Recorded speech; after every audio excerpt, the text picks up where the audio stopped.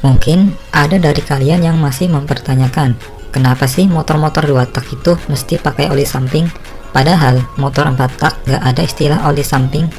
Apa yang bikin mesin 2 tak ini harus diisi oli samping? Nah, di video ini kita akan membahasnya. Jadi, oli itu fungsinya sebagai pelumas, baik itu oli samping atau oli mesin itu sama aja. Tapi kenapa mesin 2 tak olinya terpisah? Nah, biar paham, kita perlu tahu sedikit tentang konstruksi blok silinder pada mesin 2 tak. Blok silinder pada mesin 2 tak dan 4 tak itu sangat berbeda guys. Seperti yang kalian lihat ya, blok silinder pada mesin 4 tak itu mulus atau rata tanpa ada saluran apapun. Sementara blok mesin pada mesin 2 tak itu banyak lubangnya. Lubang-lubang ini digunakan sebagai tempat keluar masuk material pembakaran. Kalau pada mesin 4 tak, material seperti bensin dan udara itu keluar masuk lewat katup ini.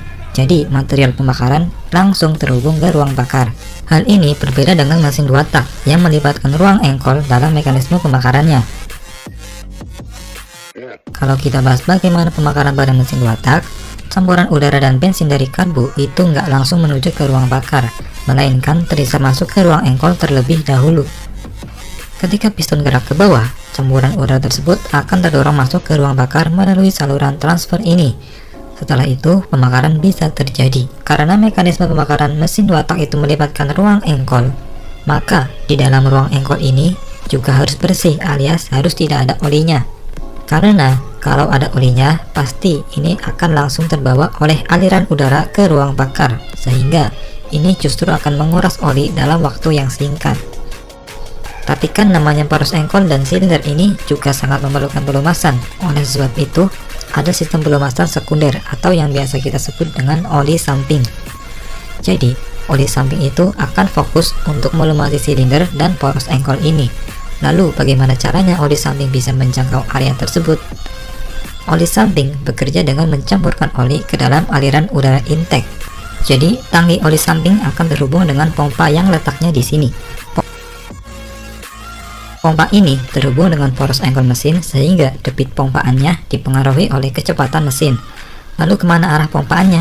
Pompa ini akan memompa oli samping dari tangki oli samping ke intake manifold. Tepat sebelum memasuki ruang engkol, ada selang untuk mengeluarkan teresan oli samping sehingga oli samping bisa ikut terisap bersama campuran udara dan bensin. Jadi yang terisap masuk ke ruang engkol itu ada 3 material, yakni udara, bensin, dan oli samping. Otomatis ketika campuran ini bergerak ke ruang engkol, oli ini bisa melumasi bagian poros engkol sekaligus silindernya. Ya kurang lebih konsepnya seperti itu. Tapi mungkin ada yang bertanya juga, kalau oli samping ini terisap bersama campuran udara, kenapa nggak langsung pakai oli mesin aja? Kenapa harus dipisah? Itu karena ada perbedaan viskositas atau kekentalan antara oli mesin dengan oli samping. Oli samping dibuat lebih encer supaya bisa mudah tercampur dengan aliran udara. Sementara oli mesin juga akan melumasi bagian transmisi, yang kalau terlalu encer, ini justru akan membuat transmisi bunyi kasar. Nah, itulah alasan mengapa mesin 2